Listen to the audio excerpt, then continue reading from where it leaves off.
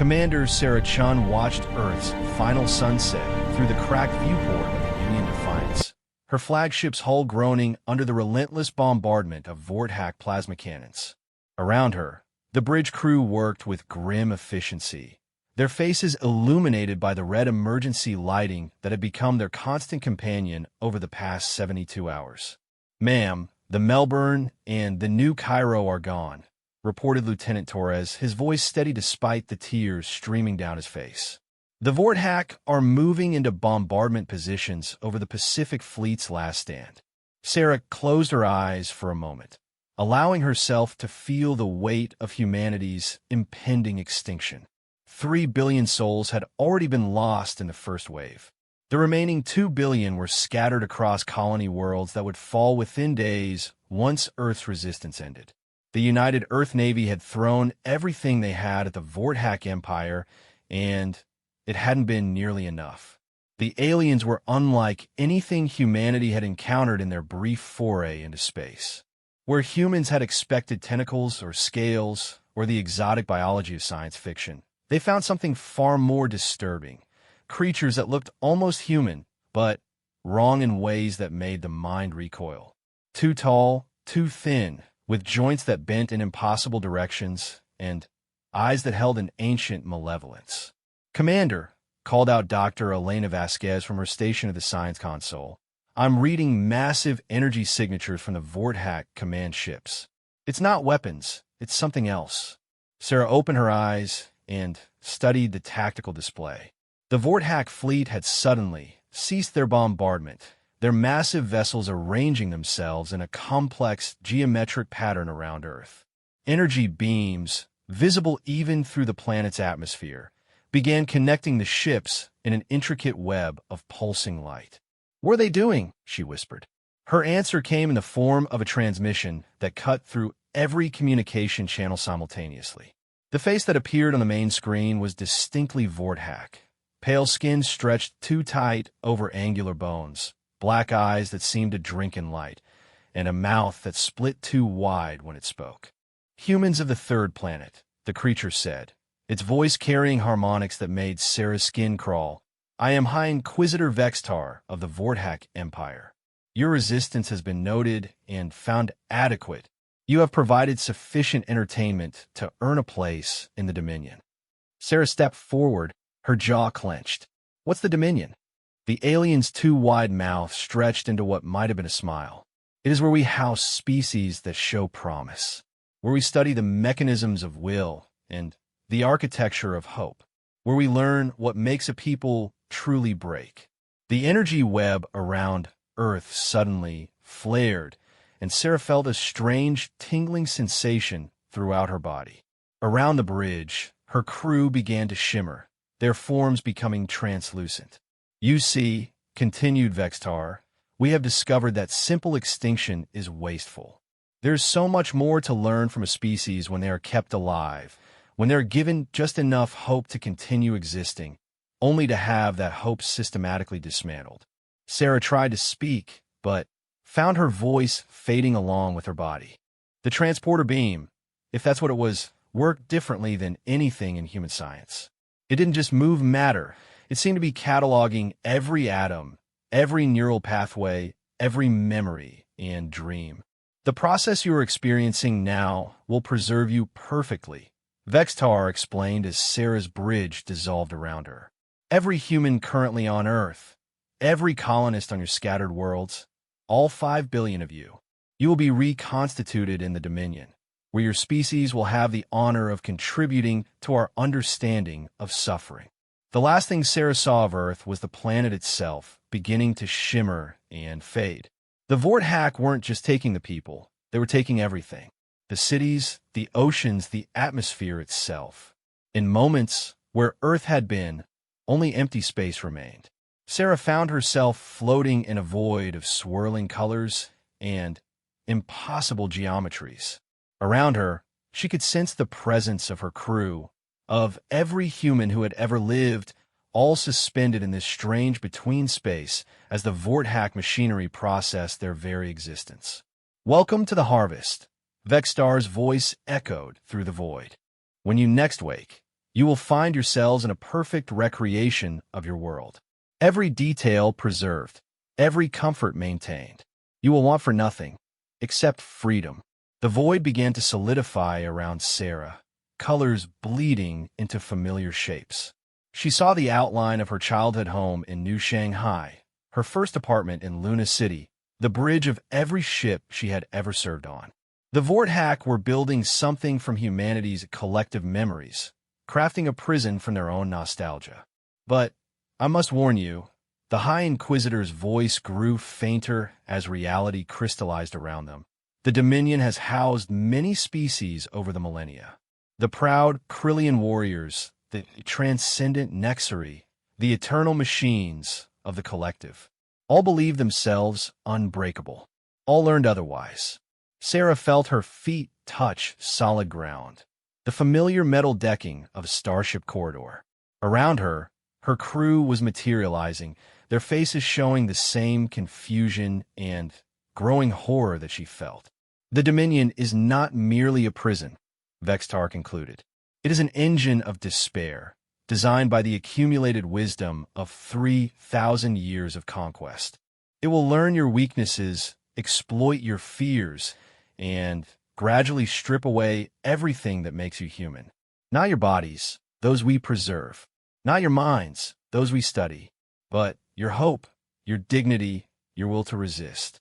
These things we will take slowly, savoring each moment of their destruction. The transmission ended, leaving humanity alone in their new hell. Sarah looked around at her crew, then at the impossible architecture surrounding them. The corridor was simultaneously the bridge of the Defiance and the hallway of her childhood school and the observation deck of humanity's first interstellar colony ship. It was every safe place they had ever known, perverted into something that felt subtly wrong. "Ma'am," Lieutenant Torres said quietly, "what are our orders?" Sarah straightened her uniform and looked at each of her people in turn.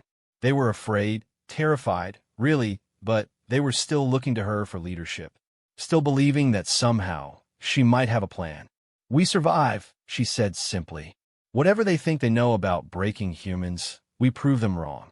We find the others, we organize resistance, and we show these bastards that Earth didn't fall because we were weak. It fell because we chose to protect it with everything we had." She began walking down the impossible corridor, her boots ringing against the metal decking with each determined step. Behind her, her crew fell into formation, their training overriding their fear. "The Vorthack have made one critical error," Sarah continued, her voice growing stronger. "They think hope is a weakness to be exploited. They don't understand that for humans, hope isn't something you have, it's something you choose. And no matter how perfect their prison, no matter how sophisticated their psychological warfare, they can't take away a choice we make fresh every single day." As they walked deeper into the Dominion, Sarah began to hear something that made her heart soar. Other voices, other humans, calling out to each other across the impossible geometry of their new home. The sound of people refusing to despair, of neighbors helping neighbors, of mothers singing lullabies to frightened children. The sound of 5 billion humans choosing, in their first moments of captivity, to remain human. High Inquisitor Vextar, monitoring from his command chamber, frowned at the readings his instruments provided. The humans were supposed to be experiencing shock, despair, the first stages of psychological breakdown. Instead, their neural patterns showed something the Vorthack databases had no classification for, a strange mixture of fear and determination that seemed to actually strengthen under pressure. "Curious," he murmured to his aide, a younger Vorthack whose eyes held less of the ancient weariness that came with millennia of conducting such harvests. "Begin the first phase ahead of schedule. These humans appear to require special attention." The aide nodded and began activating the Dominion's breaking protocols. Throughout the vast structure, reality began to shift and change, introducing the first subtle stressors designed to crack the will of the newest prisoners. But in the impossible corridors where humanity was beginning to gather, something unprecedented was happening. Where other species had isolated themselves, humans were forming groups. Where others had despaired, humans were planning. Where others had accepted their fate, humans were telling jokes about their captors and making bets about how long it would take to find a way out. The Vorthack had built the Dominion to break invaders through the careful application of psychological pressure, social isolation, and the gradual erosion of hope. They had studied the psychology of hundreds of species, mapped the neural pathways of despair, and perfected their techniques over millennia of successful conquests. But they had never encountered a species that responded to overwhelming odds by getting stubborn. They had never studied creatures who, when told they were prisoners, immediately began planning a jailbreak.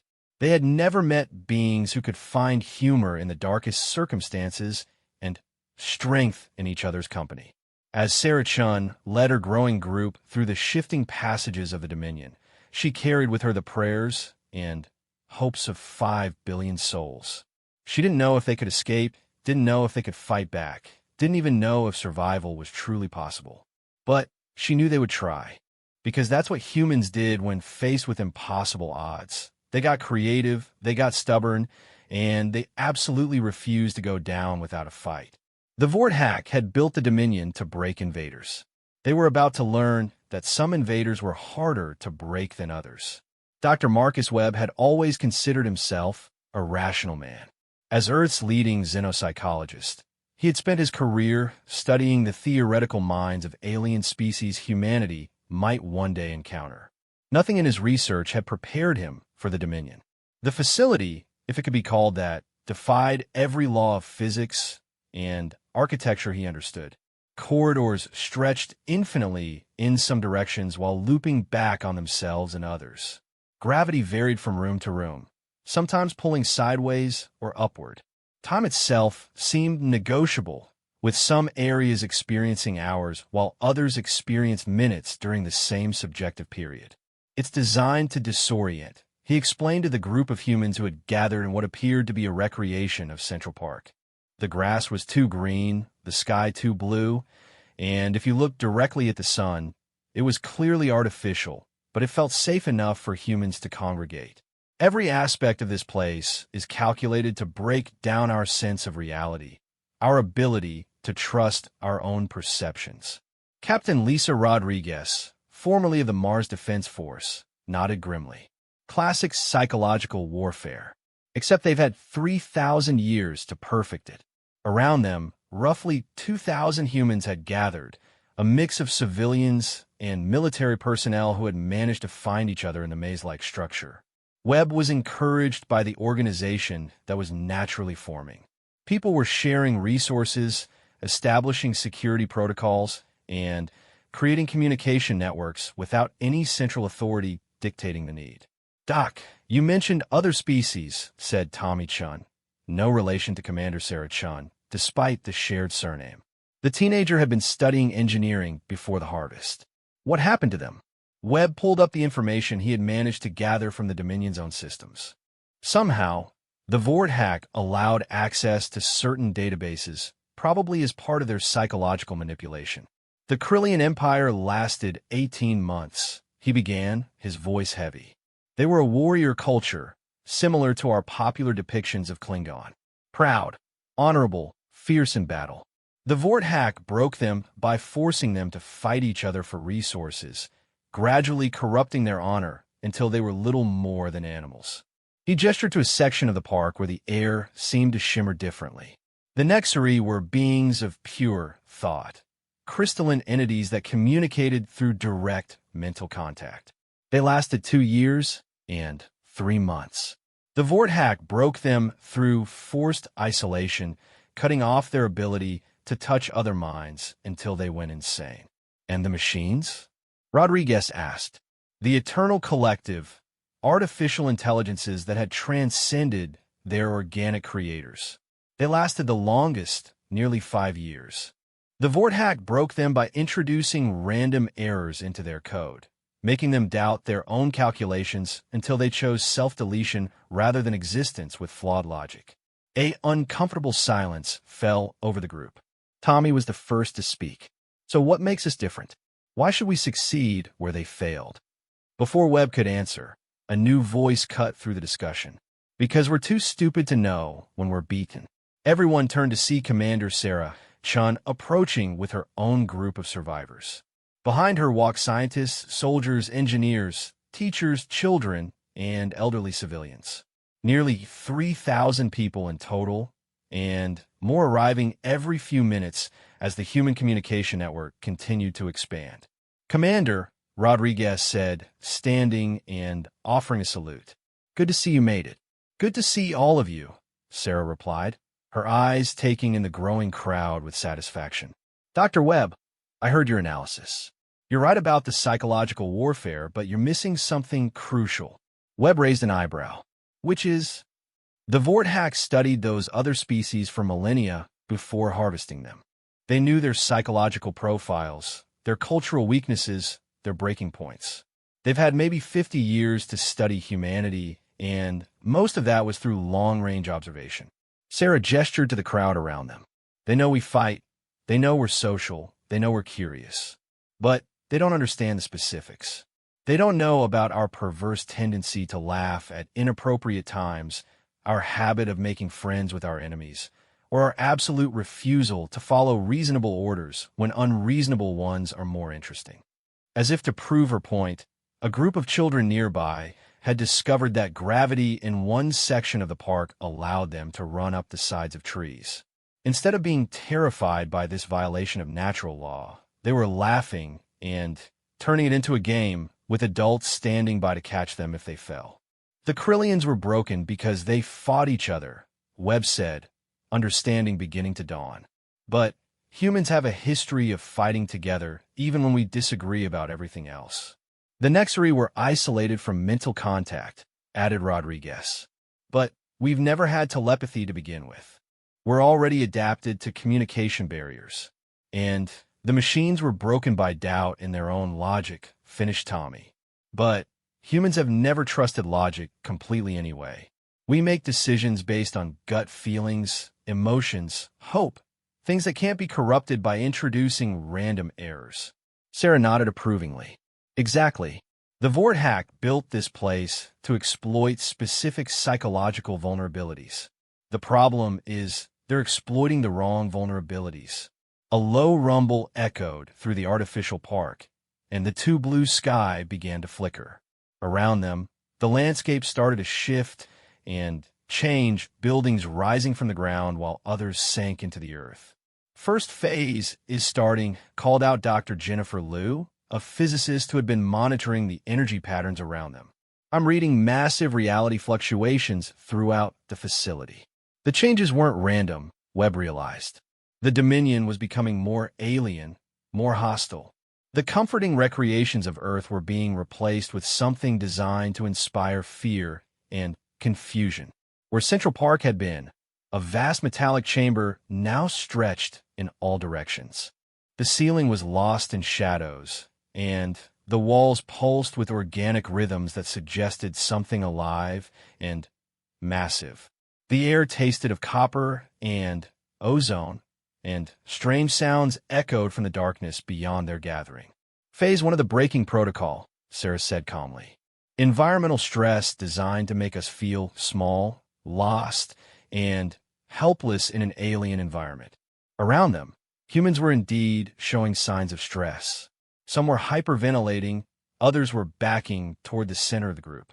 Children were crying, and several adults were muttering prayers. But they weren't breaking. Instead, they were adapting. Engineering teams, called out Tommy, his young voice carrying clearly through the metallic space. I need structural assessments of those walls and ceiling supports. Medical personnel, triage positions, shouted Dr. Patricia Huang, a surgeon from the Beijing Medical Center. Anyone feeling effect from the environmental change, come to me. Security details, establish perimeters, ordered Rodriguez. I want early warning if anything comes out of that darkness. Within minutes, the 3,000 humans had reorganized themselves into a functioning community adapted to their new environment. Webb watched in fascination as people who had never met before coordinated with the efficiency of a well-trained unit. Remarkable, he murmured to Sarah. In any crisis simulation I've ever run, it takes hours or days for groups this large to organize effectively. That's because your simulations assume normal circumstances, Sarah replied. Humans are at their best when circumstances are completely abnormal. It's when everything is going according to plan that we start fighting each other. The walls around them suddenly erupted with new openings, passages leading deeper into the Dominion. From these passages came sounds that no human throat could make, suggestions of movement in the darkness, and the distant echo of what might have been screaming. Classic fear conditioning, Webb observed. They're trying to trigger our evolutionary response to unknown predators in enclosed spaces. Is it working? Sarah asked. Webb looked around at the human response. Instead of cowering or fleeing, groups of volunteers were already organizing to explore the passages. Others were rigging lights from salvaged equipment. Someone had started a betting pool on what they might find. Not even a little bit, he admitted. High Inquisitor Vextar studied the monitoring displays with growing confusion. The neural patterns from the human section of the Dominion were unlike anything in his extensive database. Where other species showed the expected stress responses, elevated fear hormones, decreased social cohesion, increased territorial aggression, the humans showed something else entirely. Their stress hormones were elevated, yes, but instead of triggering withdrawal and despair, they seemed to be triggering increased cooperation and creativity. Social cohesion was actually strengthening under pressure. And rather than territorial aggression, they were displaying what his analysts could only classify as collaborative exploration behavior. Initiate Phase 2, he ordered his aide. Individual psychological pressure. Separate the leaders from the group, exploit personal traumas, break their command structure. The aide nodded and began activating the more sophisticated breaking protocols. Throughout the human section of the Dominion, reality began to shift again. This time, the changes were personal. Sarah Chun found herself suddenly, alone in a perfect recreation of the bridge of the Yuyan Defiance, moments before Earth's fall. Around her, holographic recreations of her dead crew moved through their final battle, and she could hear the screams of the dying coming through the communication channels. But instead of breaking down in grief and guilt as the scenario was designed to provoke, Sarah studied the holographic displays with clinical interest. Impressive detail work, she said aloud, knowing the Vorthack were monitoring. But you made a mistake. Peterson's uniform is wrong. He was wearing his lucky shirt that day, not regulation gear. And Torres never called me commander during combat. Always skipper. The recreation flickered, the Vorthack systems struggling to adjust to her unexpected response. You see, Sarah continued, walking calmly through the illusory bridge. Trauma only works as a weapon if the target is trying to avoid it. But humans have something you apparently don't understand. We grieve forward, not backward. Yes, my crew died. Yes, Earth fell. But that's why I'm here, not why I'm giving up. Meanwhile, Webb found himself in a recreation of his childhood home, facing holographic versions of his parents expressing their disappointment in his career choices, their shame at his failures, every cruel word they had ever spoken. Fascinating, he said, pulling out a makeshift recording device he had cobbled together from salvaged electronics. Classic guilt and shame manipulation based on parental authority figures. But you're working from outdated data. I reconcile with my parents' years before the harvest. These aren't traumatic memories anymore. They're just sad ones. Throughout the Dominion, humans were responding to the individual psychological attacks with curiosity, analysis, and an infuriating tendency to treat their personal hells as puzzles to be solved rather than traumas to be endured. The Vorthack had spent 3 millennia perfecting the art of breaking spirits through the careful application of fear, isolation, and personal trauma. They had studied the psychology of dozens of species, mapped the neural pathways of despair, and created an engine of suffering that had never failed. But humans, it seemed, had an annoying habit of treating their worst fears as problems to be solved, their greatest traumas as experiences to be learned from, and their moments of isolation as opportunities to figure out how the prison worked. By the end of the first week, the human section of the Dominion had become something unprecedented in its 3,000-year history, a place where the prisoners were studying the prison more intently than the prison was studying them. And High Inquisitor Vextar was beginning to suspect that his empire might have made a serious mistake. 2 months had passed since the harvest, and the human section of the Dominion had become something that defied every precedent in Vorthak history. What had been designed as a breaking facility had evolved into something resembling a bizarre combination of refugee camp, research laboratory, and underground resistance movement. Engineer Rosa Martinez stood before a jury-rigged display screen, addressing the daily community meeting that had spontaneously developed as their de facto government. Around her, nearly 5,000 humans had gathered, their numbers growing daily as people continued to find each other in the maze-like structure. Today's infrastructure report, Rosa announced, consulting her handmade notes. We've successfully tapped into 17 power conduits throughout Sector 7, giving us enough energy to maintain our lighting, communication, and food processing systems. Applause rippled through the crowd. The food processing systems were actually a collection of devices the humans had built to convert the Dominion's matter replication technology into something that produced recognizable meals rather than the nutrient paste the Vorthak had originally provided. Water reclamation is at 93% efficiency, continued Dr. James Patel, the community's self-appointed sanitation coordinator. And waste management is actually running a surplus. We're converting more organic matter into useful materials than we're producing. Security update, called out Captain Rodriguez, standing to address the crowd. We've mapped approximately 12% of the human section, established patrol routes through the major corridors, and confirmed contact with 47 separate survivor groups. No hostile contact with other imprisoned species yet, but we've detected energy signatures that suggest they're out there. Speaking of which, interrupted Dr. Webb, rising from his seat near the front, we need to discuss the Krillian situation. A murmur ran through the crowd. 3 days earlier, human scouts had discovered what appeared to be a section of the Dominion housing the remnants of the broken Krillian warriors. Initial observations had been deeply disturbing. The proud warrior race had been reduced to feral scavengers, fighting each other over scraps and showing no sign of their former civilization. The question before us, Webb continued, is whether we attempt contact.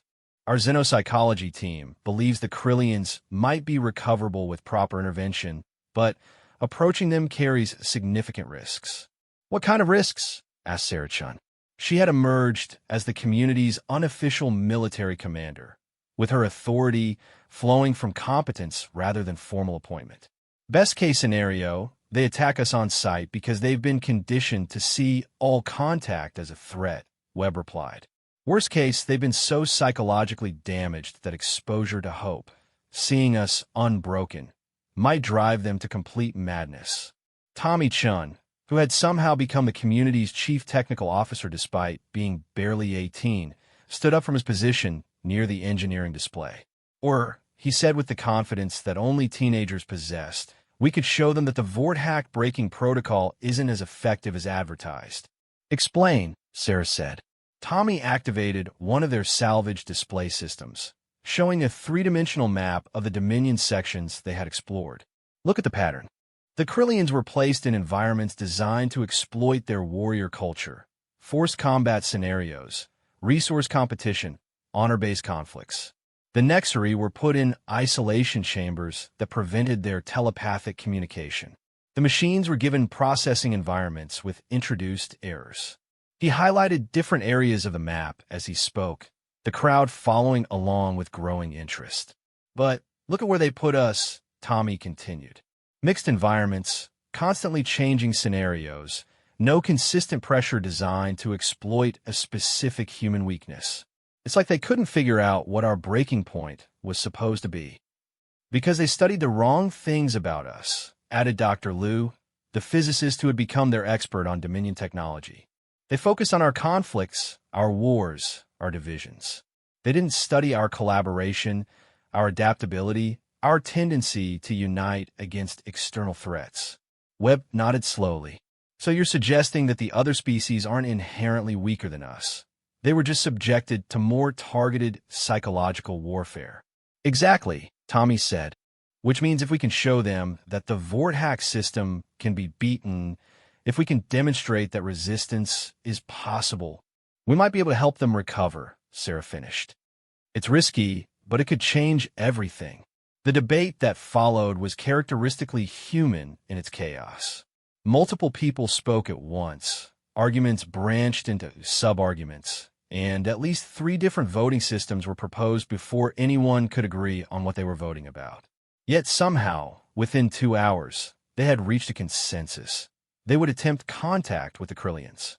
High Inquisitor Vextar watched the human debate through his monitoring systems with a mixture of fascination and growing alarm. In 3,000 years of operating the Dominion, he had never observed prisoners holding democratic discussions about intervention strategies. The concept was so foreign to Vortex understanding that he had been forced to create entirely new analytical categories just to process what he was seeing. High Inquisitor, his aide reported, the humans have been interfacing directly with our matter replication systems. They're not just using them for basic sustenance. They're reverse engineering the technology. Vextar's elongated fingers tapped against his control console in a pattern that indicated deep thought among his species. Show me. The display activated to reveal the human engineering teams at work. They had somehow managed to build diagnostic equipment from salvage components and were running detailed scans on every piece of Vortex technology they could access. Worse, they were documenting their findings and sharing the information throughout their community. They figured out how to modify the atmospheric controls, the aide continued. Their section now has Earth normal air composition instead of standard Dominion environment. They've also altered the gravitational field generators to create variable gravity zones for what they call recreation. Recreation, Vextar repeated, his translator struggling with the concept. They are enjoying themselves? The humans appear to have created games that use our reality manipulation technology, the aide confirmed. They also hold something called movie nights where they use our holographic systems to recreate their entertainment media. Vextar stood and began pacing, his 2 long limbs moving in the nervous pattern his species used when confronting incomprehensible situations. The Dominion was designed to break prisoners through carefully calibrated suffering. The notion that prisoners might use the facility's own technology for entertainment was so contrary to its purpose that it bordered on philosophical impossibility. What are the individual pressure scenarios? He asked. Surely they respond appropriately to personalized trauma. The aide hesitated before responding. High Inquisitor, the humans have begun sharing their trauma scenarios with each other. Explain. They hold group sessions where individuals describe their personal breaking attempts, analyze the psychological techniques being used, and develop collective countermeasures. They call it trauma therapy and claim it makes them more resistant to future attacks. Vextar stopped pacing. In his millennia of experience, he had never encountered a species that responded to psychological warfare by studying and discussing it openly. The very concept suggested a fundamental flaw in their breaking methodology. And the isolation protocols? They've developed a communication system using the facility's own energy conduits. No matter where we place an individual human, they can maintain contact with their community within hours. The High Inquisitor felt something he had not experienced in centuries: uncertainty. The Dominion was his masterwork, a perfect engine of despair refined through the suffering of hundreds of species. Yet these humans were treating it like a particularly challenging obstacle course. Initiate Phase 3, he ordered finally. Release the Guardians. If they will not break through psychological pressure, perhaps physical danger will prove more effective. Meanwhile, in the human section, the first contact mission to the Krillians was being prepared. Sarah Chun had volunteered to lead the team, along with Webb, Rodriguez, and a carefully selected group of volunteers that included both medical personnel and security specialists. Remember, Webb briefed the team as they prepared to enter the Krillian section. We're not trying to save them today. We're just trying to show them that unbroken people exist. That might be enough to plant the first seed of hope. The transition between sections was marked by a change in architecture so dramatic it was almost physically painful, where the human areas had become a mixture of familiar Earth elements and adapted Vorthack technology.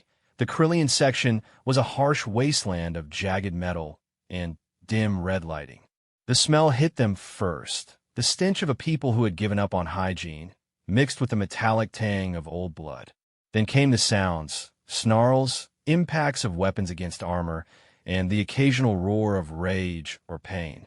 "Jesus," whispered Rodriguez, adjusting her jury-rigged breathing apparatus. "What did they do to them?" They found the first Krillian around a bend in the corridor. It was difficult to tell gender among the alien warriors, was crouched over what appeared to be a piece of scrap metal, gnawing on it with teeth that had been filed to points. His once proud armor was dented and stained, and his eyes held the wild look of an animal. When he saw the humans, he let out a roar and charged, swinging a makeshift weapon. Sareth stepped aside calmly and used a simple martial arts technique to redirect his momentum, sending him tumbling harmlessly past them. "Nonviolent response," she called to her team. "Show them we're not a threat, but we won't be prey either." The fallen Krillian looked up at her with confusion. In his broken mind, he had expected either cowering fear or violent retaliation. This calm competence was outside his degraded experience. "We're going to keep moving," Sarah said, speaking directly to the confused warrior. "We're not here to fight you, and we're not here to compete with you. We're here to show you that the Vorthack can be beaten." As they moved deeper into the Krillian section, they encountered more of the broken warriors. Each interaction followed a similar pattern. Initial aggression met with nonviolent but confident response, followed by confusion as the humans demonstrated they could defend themselves without becoming threats. It was Dr. Webb who first noticed the change in their followers. The Krillians weren't retreating after each encounter. Instead, they were beginning to shadow the human team, maintaining distance but following their progress through the section. "They remember," he whispered to Sarah. "Deep down, they remember what it was like to be part of something larger than individual survival." By the time they reached the center of the Krillian section, a vast arena where the remaining warriors still fought ritualized combats for the entertainment of their Vorthack overseers, they had acquired a procession of 24 confused former warriors. In the arena, 2 Krillians were locked in brutal combat, while others watched with dead eyes. The fight was not the clean, honorable combat of their traditions, but a savage struggle for a scrap of food that wasn't even sufficient for a proper meal. Sarah walked directly into the arena. The combatants stopped mid-swing, staring at the small human woman who had entered their domain without weapons, without challenge, and without fear. "My name is Sareth Chun," she announced, her voice carrying clearly through the space. "I am commander of the Human Resistance Fleet, and I am here to tell you that the Vorthack can be beaten." The arena fell silent. The concept of resistance had been so thoroughly beaten out of the Krillians that they struggled to process what they were hearing. "We have not surrendered," Sarah continued. "We have not been broken. We have turned their own prison into our fortress, and we grow stronger every day. You can join us, or you can continue fighting each other for scraps. But know that the choice exists." She turned and walked out of the arena, her team following. Behind them, for the first time in 18 months, the Krillian section was completely silent. High Inquisitor Vextar watched the encounter with growing alarm. The humans had just accomplished something that should have been impossible. They had introduced hope into a controlled despair environment. "Release all Guardian protocols immediately," he ordered. "These humans are more dangerous than we realized." Throughout the Dominion, ancient systems awakened. Creatures that had been dormant for centuries began to stir. The Vorthack were done with subtle psychological warfare. It was time to see how humans responded to mortal terror. The Guardians came at dawn, or what passed for dawn in the artificial environment of the Dominion. Sarah-chan was reviewing intelligence reports from the growing network of human scouts when an emergency alarm echoed through their makeshift command center. Multiple contacts approaching from sectors 12 through 18 reported Lieutenant Torres, who had become their chief intelligence coordinator. Energy signatures are massive. Whatever these things are, they're not using Vorthack technology. Through the jury-rigged viewing screens, Sarah watched as creatures emerged from previously sealed sections of the Dominion. They were nightmare amalgamations of biological and technological components. Some resembled massive spiders with plasma cannons grafted to their limbs. Others looked like floating jellyfish that sparked with electrical discharge, and still others defied description entirely. Guardians, said Dr. Webb grimly, consulting the Vorthack databases they had managed to hack.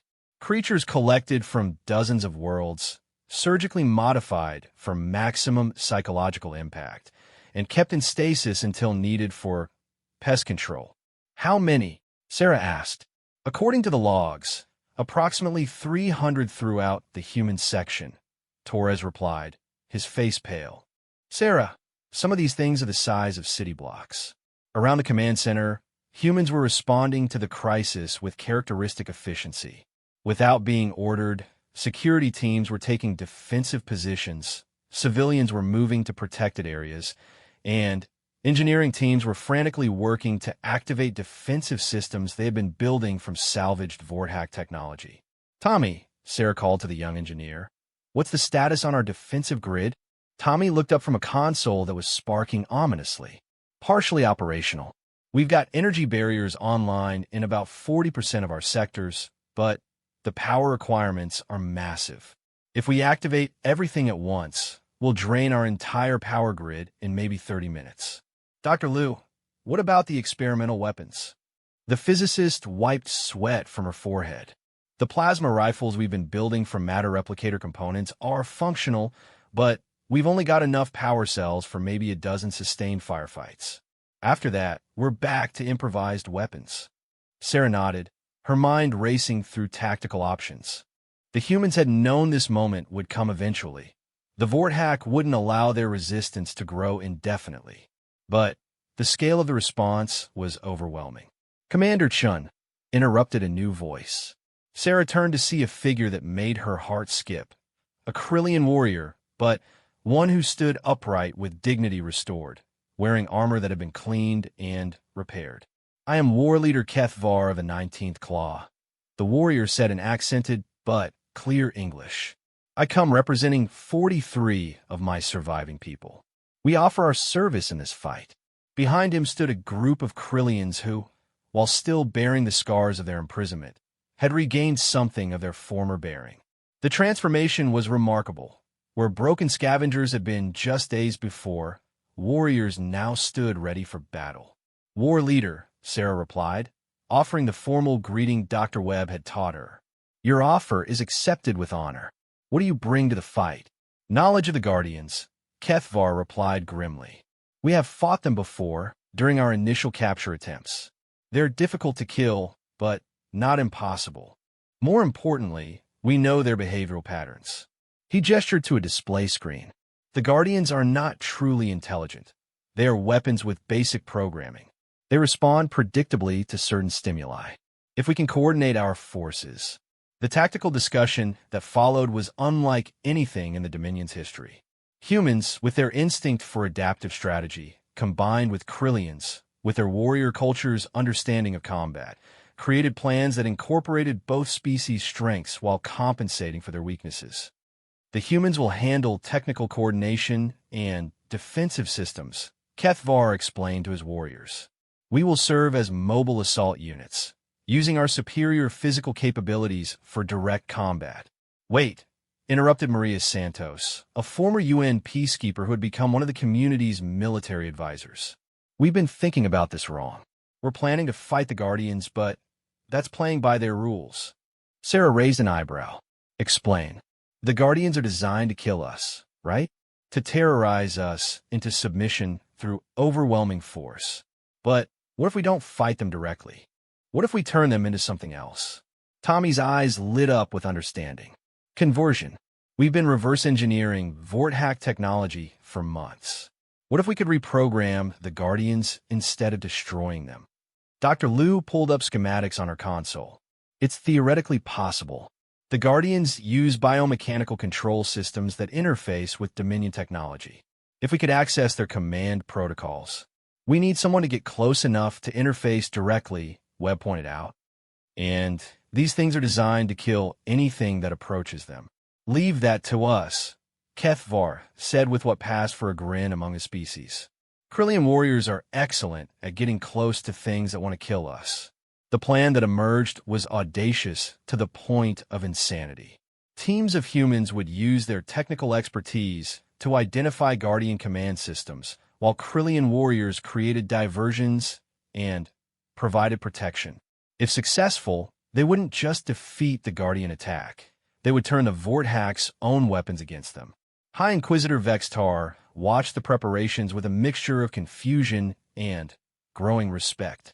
The tactical coordination between species that had never met before was proceeding at a pace that suggested they had been training together for years. High Inquisitor, his aide reported, the humans have somehow established communication with surviving Nexari in Sector 43. Vextar turned his attention to new monitoring feeds. The Nexari, crystalline beings of pure thought, had been completely isolated for 2 years, their telepathic abilities severed by specialized jamming fields. Yet somehow, the humans had figured out how to bypass the interference. How? He demanded. They appear to be using harmonic resonance patterns transmitted through the facility's structural elements, the aide explained. The Nexari are responding to mathematical sequences that the humans are broadcasting through controlled vibrations. On the screen, Vextar could see human engineers working with salvaged equipment to create what appeared to be a massive tuning fork. Near it, the translucent forms of 3 Nexari had materialized, their crystalline bodies pulsing with renewed energy. The humans are sharing their resistance techniques, the aide continued, teaching the Nexari how to maintain individual consciousness despite the isolation protocols. Vextar felt a chill that had nothing to do with the temperature. The Dominion was designed as a collection of separate braking chambers, each tailored to exploit the specific weaknesses of individual species. But the humans were systematically connecting the isolated groups, creating a multi-species resistance network. And the machines? He asked, dreading the answer. The Eternal Collective has been restored to partial functionality. The humans identified the corrupted code segments that were causing logic failures and developed error correction algorithms. 7 of the original artificial intelligences are now online and cooperating with the human technical teams. The implications were staggering. In 3 months, the humans had accomplished what the Vorthack had considered impossible. They had reversed the braking process for 3 separate species and united them into a coordinated resistance movement. Initiate emergency protocols, Vextar ordered. Full power to all Guardian systems. Deploy the Apex Predators. Meanwhile, in the depths of the human section, the first Guardian engagement had begun. The creature was a biomechanical horror 12 feet tall, with multiple limbs ending in various weapon systems and sensory apparatus that tracked movement with predatory precision. Tommy Chan crouched behind an improvised barrier, his hands flying over a portable interface unit. I've got partial access to its motor control systems, he called out to Kethvar, who was methodically drawing the creature's fire with precise warrior movements. How partial? The Krillian warrior shouted back, dodging a blast of superheated plasma. Enough to make it dizzy, Tommy replied, activating his hack. The Guardian stumbled, its coordination systems conflicted by competing command signals. Kethvar seized a moment, leaping onto the creature's back and driving his weapon directly into what Tommy had identified as the primary processing node. Instead of destroying the node, the Krillian activated a device the human engineers had prepared, an override controller that would reprogram rather than destroy. The effect was immediate and dramatic. The Guardian stopped attacking and began broadcasting a signal to other Guardians in the area. Within minutes, 3 more creatures had converged on their location, but instead of fighting, they arranged themselves in defensive positions around the human Krillian team. "It worked," Tommy shouted, unable to contain his excitement. "We got 4 Guardians converted." Similar scenes were playing out throughout the human section as teams of mixed species used their combined expertise to convert rather than destroy their attackers. The Nexari provided real-time telepathic coordination. The Krillians served as warriors and diversions. The artificial intelligences calculated optimal approach vectors, and the humans provided the technical expertise to reprogram alien war machines. By the end of the first day, the humans had not only survived the Guardian assault, they had captured and converted 67 Guardian units and established communication networks with all surviving prisoner species in the Dominion. High Inquisitor Vextar stood before the High Council of the Vorthak Empire, his report incomplete and his confidence shattered. For 3,000 years, the Dominion had served as the perfect prison, breaking the will of hundreds of species and providing invaluable intelligence for the Empire's expansion. "The facility has been compromised," he reported, his voice carrying the bitter taste of failure. "The human prisoners have not only resisted breaking, they have begun reversing the psychological conditioning of all other prisoner species." "How many humans were initially harvested?" asked High Counselor Zeth Max, her ancient voice carrying the weight of millennia. 5 billion, High Counselor. "And how many have been broken?" Vextar's silence stretched uncomfortably before he answered. "None, High Counselor. None have been broken. And, furthermore, they have restored approximately 400 Krillians, 37 Nexari, and 7 artificial intelligences to full functional status." The council chamber erupted in discussion. In 3,000 years of conquest, no species had ever successfully resisted the Dominion's breaking protocols. The implications for the Empire's expansion were catastrophic. "Recommendations?" Zethmax asked. "Immediate termination of all prisoners," Vextar replied. "The humans represent an existential threat to our expansion methodology. They must be eliminated before they can spread their resistance techniques to other species." "And the intelligence value?" "Negligible, High Counselor. We cannot break them to study their weaknesses, and their continued existence threatens the stability of our entire prisoner population." The vote was swift and unanimous. The Dominion would be purged. But as the termination protocols activated, alarms began echoing through the Vorthak Command Center. On every monitoring screen, the same impossible image appeared. Human teams moving through previously secured areas of the facility, accompanied by converted Guardians and liberated aliens, heading directly toward the Dominion's control center. "How are they moving through sealed sections?" Vextar demanded. His aide's response carried a note of panic. "High Inquisitor, they appear to have converted the facility's own transportation systems. The Dominion is actively assisting their movement. The humans had done more than resist breaking. They had turned the perfect prison into their own fortress, and now they were coming for their jailers." The revolution had begun. Commander Sarachun stood before the massive blast doors that separated the prisoner sections from the Vorthak control center. Her reflection multiplied infinitely in the polished metal surface. Behind her stretched a sight that would have been impossible to imagine 6 months earlier. Humans, Krillians, Nexari, and converted mechanical Guardians working together as a unified force. "Final systems check," she called out, her voice carrying to the mixed army of liberated prisoners and reprogrammed machines that filled the vast corridor. "Human technical teams report ready," responded Tommy Chun, now wearing improvised armor crafted from Guardian components. At 19, he had become the chief engineer of an interstellar revolution. "Krillian assault forces prepared," announced war leader Kethvar, his ceremonial armor polished to mirror brightness. Around him, 300 Krillian warriors stood in formation, their dignity fully restored and their weapons gleaming. Nexari Collective, synchronized, echoed the harmonic voice of crystalline singer Veltar, one of the surviving telepaths. The Nexuri had recovered their ability to share consciousness and now served as living communication networks for the entire Resistance. Eternal Collective Combat Protocols Online announced Unit Prime 7, speaking for the restored artificial intelligences. The machines had not only recovered from their induced logic errors, but had evolved beyond their original programming through collaboration with human creativity. Dr. Webb appeared at Sarah's shoulder, carrying a portable sensor array that had become their primary intelligence-gathering tool. Vorthack defensive readings show massive power buildup behind those doors. Whatever they're planning, they're throwing everything they have at stopping us. Sarah nodded grimly. The escape from the Dominion had been swift once they had gained control of the facility's internal systems, but the real challenge lay ahead. The blast doors opened onto the Vorthack command station, a massive starship-sized facility that controlled not just the Dominion, but served as a regional administrative center for dozens of conquered worlds.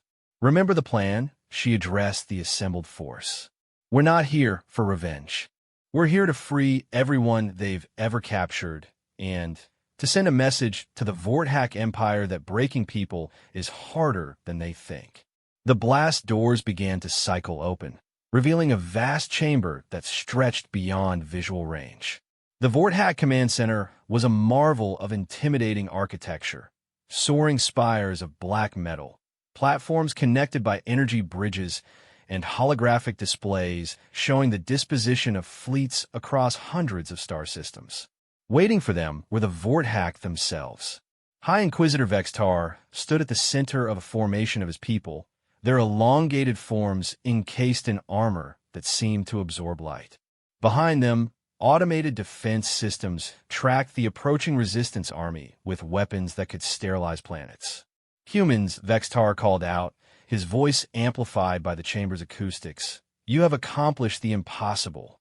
You have resisted breaking, freed your fellow prisoners, and turned our greatest achievement into your weapon. For this, you have earned our respect." Sarah stepped forward, flanked by representatives of each liberated species. "We didn't do this for your respect, High Inquisitor. We did it because breaking people is wrong, no matter how sophisticated your methods." "You misunderstand our purpose," Vextar replied. "The Dominion serves a function beyond simple cruelty. It provides intelligence on species psychology that prevents larger conflicts. Better to break a few million than to fight wars that destroy billions." "That's where you're wrong," interrupted Dr. Liu, emerging from the technical team to stand beside Sarah. In her hands, she carried a device that hummed with captured Vorthack technology. "We've been analyzing your empire's expansion patterns, your conquest records, your entire methodology. You don't break species to prevent wars. You break them because you can't imagine any other way to relate to them." She activated the device, and holographic displays throughout the chamber lit up with information the Resistance had compiled during their months in the Dominion. "Look at your own records," Liu continued. "Every species you've encountered, you immediately categorize as a threat to be neutralized or a resource to be exploited. You've never tried diplomacy, trade, cultural exchange, or cooperation. You only know how to break things." High Counselor Zeth Max materialized in a holographic projection, her ancient presence filling the chamber with palpable authority. "Humans," she said, her voice carrying the weight of millennia, "you speak of cooperation, yet you stand in our command center with weapons drawn. How is this different from conquest?" It was Tommy who answered, stepping forward with the fearless confidence of youth. "Because we're not here to replace your empire with our own. We're here to show you that there's another way." He gestured to the mixed force behind him. Humans and aliens working together, former enemies united in common purpose, beings who should have been broken instead choosing to heal each other. "You spent 3,000 years perfecting the art of breaking people," Tommy continued. "We spent 6 months learning how to fix them. Which one do you think is more impressive?" The Nexuri Collective began to sing, a harmonic resonance that filled the chamber with mathematical beauty. As their song continued, something unprecedented began to happen. The Vorthack defense systems, designed to respond to aggressive action, began to power down as they detected no hostile intent from the resistance force. "We're not here to destroy you," Sarah said, stepping closer to Vextar. "We're here to offer you something you've never had, a choice. You can continue trying to break people who refuse to stay broken, or you can learn how to work with them instead." "And if we refuse?" Zethmax asked. "Then you'll discover that humans aren't the only stubborn species in the galaxy," Kethvar replied, his warrior's voice carrying grim promise. "Every people you've broken, we can heal. Every species you've conquered, we can free. Your empire will face rebellions from beings who no longer believe that breaking is inevitable." The artificial intelligences of the Eternal Collective added their voices to the discussion, their synthesized speech creating complex harmonies. "We have run probability calculations on Imperial stability under current resistance parameters," Unit Prime 7 announced. "Vorthack expansion methodology has 0.7% probability of success against unified resistance, incorporating human adaptive strategies." High Inquisitor Vextar looked around the chamber at his fellow Vorthack, seeing uncertainty in eyes that had known only the certainty of dominance for millennia. The humans and their allies were not offering destruction. They were offering something far more dangerous to the Vorthack worldview. They were offering proof that the Empire's fundamental assumptions about the nature of power were wrong. "What exactly are you proposing?" Zethmax asked, her ancient voice showing the first crack of curiosity. Sarah smiled, the same expression that had infuriated Vorthack psychologists for months with its refusal to break. "Simple. Open your borders. Release your prisoners. Join the galactic community as equals instead of conquerors. Learn what it's like to build things instead of breaking them. And in return, we share everything we've learned. Human adaptability, Krillian honor, Nexary telepathy, machine logic, all the things you try to break will teach you to understand. Imagine what your people could accomplish if you spent your energy building alliances instead of prisons." The debate that followed was unlike anything in Vorthack history. For the first time in millennia, their leadership faced a choice between continuing their expansion through conquest or attempting something they had never tried: cooperation with equals. Dr. Webb, monitoring the discussion through his sensors, leaned close to Sarah. "Their neural patterns are showing something I've never seen from a Vorthack: genuine uncertainty. They're actually considering it." The turning point came when crystalline singer Veltar stepped forward and addressed Zethmax directly.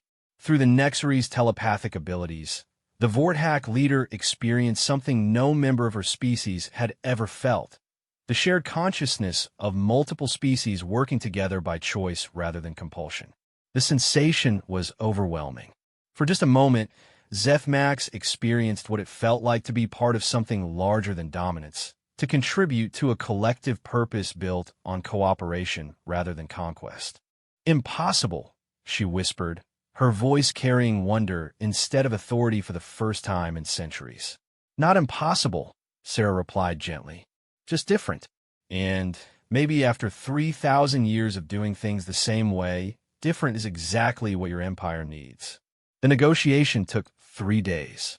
The Vorthack High Council, faced with the reality of sustainable resistance and the promise of something beyond conquest, made a decision that shocked their entire empire. They agreed to the liberation protocols. Within a standard galactic year, the Dominion was transformed from a breaking facility into an embassy, a place where species could meet, learn from each other, and work together on common goals. The prisoners were freed, the broken were healed, and the Vorthack began the long process of learning how to be neighbors instead of conquerors. Not all of the Empire accepted the change. Some Vorthack factions chose to continue their expansion through conquest, only to discover that word of human resistance techniques had spread throughout the galaxy. Species that would have broken under traditional psychological warfare now stood firm, supported by networks of former prisoners who had learned that recovery was possible. The galaxy did not become peaceful overnight. Conflicts still arose, resources were still contested, and differences still led to disagreements. But Increasingly, those conflicts were resolved through negotiation, trade, and cooperation rather than conquest and breaking. Commander Sarah Chun, now serving as Earth's first ambassador to the Galactic Cooperation Council, often reflected on the irony of their situation. The Vorthak had harvested humanity to study their breaking points, only to discover that humans were most dangerous when they refused to break. They had built the Dominion to break invaders, never considering the possibility that some invaders were more interested in fixing things than conquering them. In her office aboard the former Dominion facility, Sarah kept a memento from their captivity, a small device Tommy had built from salvaged Vorthak technology. It was a communicator that connected to the growing network of liberated species, carrying messages of hope across hundreds of star systems. Every day, new voices joined the network.